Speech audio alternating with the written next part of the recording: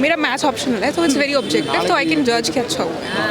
अच्छा, मैथ्स लेने का क्या रीज़न था? ग्रेजुएशन में कौन सा सब्जेक्ट है? मैथ्स ऑनर्स हूँ इसलिए।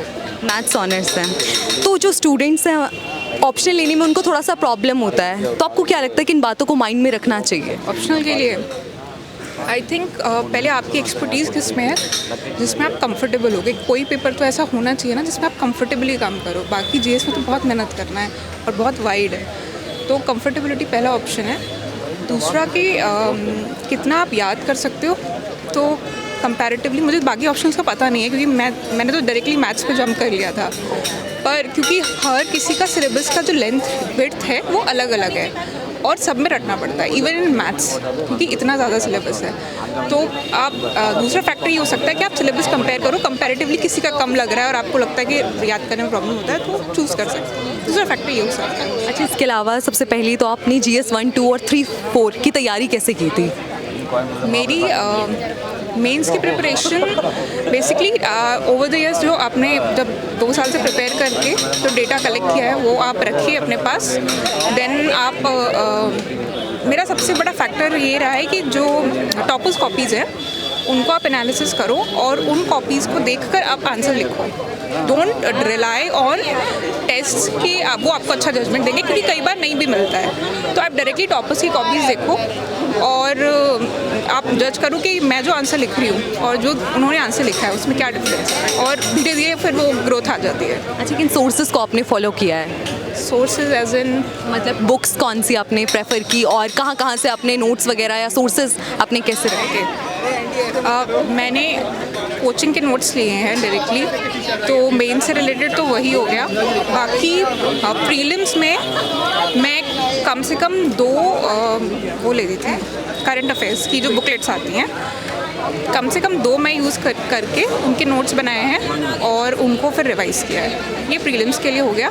बाकी अगर टॉपिक वाइज जाए तो जो वही रिपीटेड है, हिस्ट्री में वही स्पेक्ट्रम है, बाकी जोग्राफी में जो GC लियोंग है, NCERT स्पेशली, फिर आ गया आपका पॉलिटी में लक्ष्मीकांत हो गया। उसमें मेरे पास कुछ नया नहीं है बताने को, it's all over the place की, मतलब जो सब लोग करें वही किया है, ऐसा कुछ अलग नहीं। अच्छा, ये आपका पहला अटेम्प्ट है? नहीं, इट्स माई थर्ड अटेम्प्ट। तो ये मेंस पहला है आपका? नहीं, थर्ड मेंस।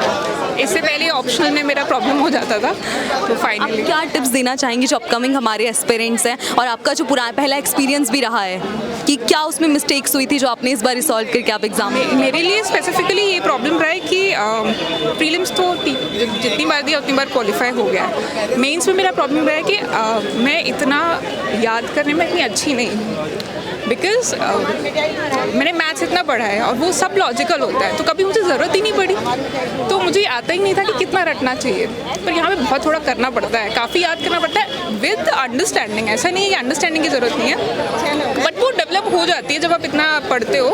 पर एकदम से 10 दिन में सब कुछ याद किया होगा जो 1 साल में पढ़ा है वो आपको परफॉर्म करना है, ये मेरे लिए सबसे बड़ी प्रॉब्लम थी। तो मुझे नहीं लगता ये इतने लोगों को प्रॉब्लम होती होगी, वैसे people are good at it. तो ये एक फैक्टर अगर किसी को परेशान करता है तो पहले से उसको अगर वो समझ ले कि यार बहुत याद करना पड़ेगा और उसके ऊपर काम करे धीरे धीरे। माइंड मैप्स या अलग अलग ट्रिक्स होती है याद करने की, उनको आप बना के रखिए, वो आपको बहुत काम आएंगी। बहुत शुक्रिया हमसे बात करने के लिए। रहा आपका एग्ज़ाम? या इट वाज ओके।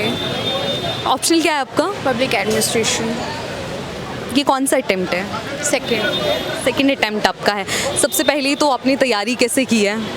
ऑल्दो मैंने कोई कोचिंग नहीं लिया है, सेल्फ स्टडी ही किया है। At last for mains I join test series before after prelims. या अच्छा, जैसे आपने बताया आपने सेल्फ प्रिपरेशन आप कर रहे हैं, तो जो हमारे एस्पिरेंट्स हैं जो खुद से प्रिपेयर कर रहे हैं, आप उन्हें एक रोड मैप दे सकते हैं? आप बता सकते हैं कैसे आपने तैयारी की और किन सोर्सेज को आपने फॉलो किया?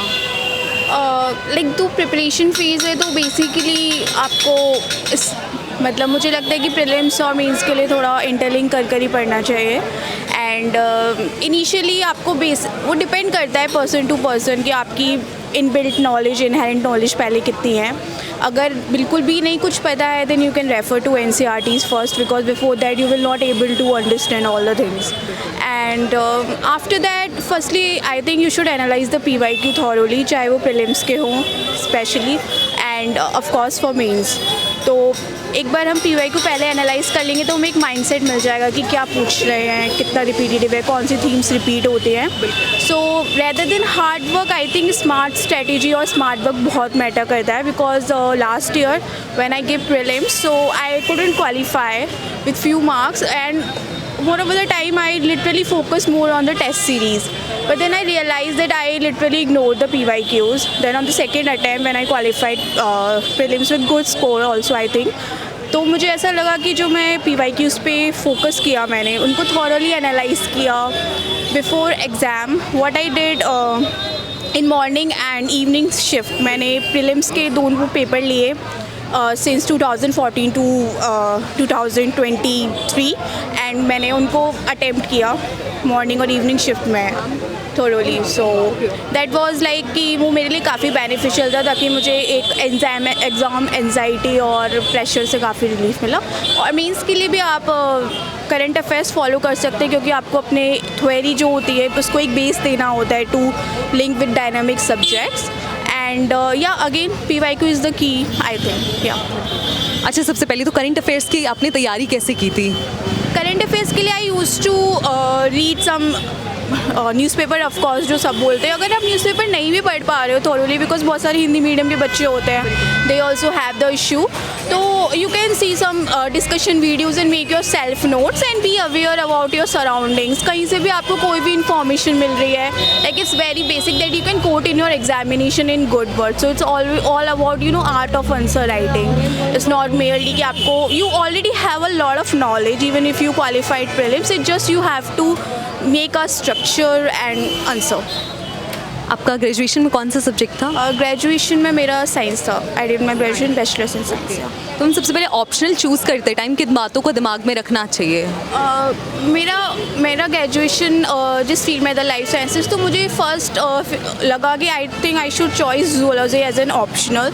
But then I go through the syllabus, it was very vast, and secondly it was not even overlapping with any GS subjects. So ये preparation already इतना lengthy, मुझे नहीं लगता था कि मैं optional के लिए enough अलग से time दे पाऊँगी. So that's why I decided to choose public administration as my optional. And the second reason was कि इसका syllabus थोड़ा concise है, तो before examination it is very easy to revise.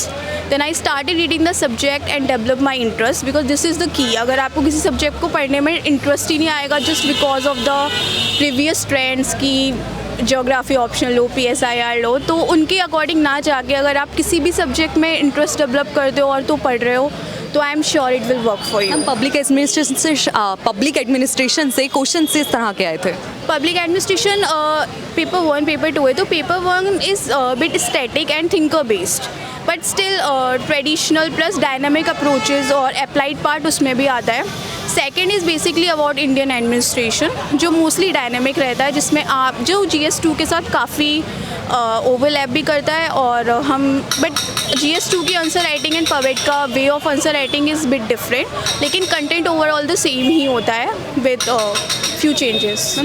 Current affairs का कितना रोल रहा public administration में? Current affair is completely dynamic, as you know. मतलब it's all about the administration, and it is a very evolving subject. So nowadays, even in our surrounding, what we are observing and seeing, that is administration. So of course, कोई भी incident है, कोई भी fact है newspaper में, globally, internationally, locally, that you can even mention in your examination, to support your answer. सबसे पहले तो आपने काफ़ी अच्छे से समझाया है, तो मेरा बस लास्ट क्वेश्चन है कि जैसे स्टूडेंट्स हैं जो सेल्फ प्रिपरेशन कर रहे हैं, तो थोड़ा सा डिसिप्लिन लैक करता है, मोटिवेशन लैक करता है, जैसे कोचिंग यहाँ पर क्या कुछ इंपॉर्टेंस रखता है, तो कैसे? इंटरनल मोटिवेशन, ऑल्दो आपको खुद, if you want to do something and if you really want to achieve something, you have to build that discipline inside you, because if you are thinking by joining any coaching institute or offline institute you are gonna get that discipline, it's not gonna happen, because beside it you will also get a lot of distractions as well. So it's of course it depends on you, and we are not even like after 12th we are already graduated, we are even enough कि हम इतना पढ़ के आए कि हम एक studio से एक पूरा डिसिप्लिन साइकिल बना सकते हैं. तो आई डोंट थिंक कि discipline should be an issue for anyone. Thank you.